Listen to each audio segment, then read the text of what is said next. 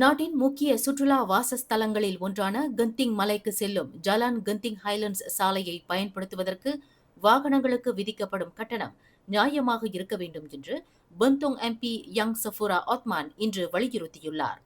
இந்த கட்டண விதிப்பு நியாயமாக இருக்க வேண்டும் என்பதுடன் வாகன ஓட்டிகளுக்கு இது பெரும் சுமையாக இருக்கக்கூடாது என்று அவர் கேட்டுக்கொண்டார்.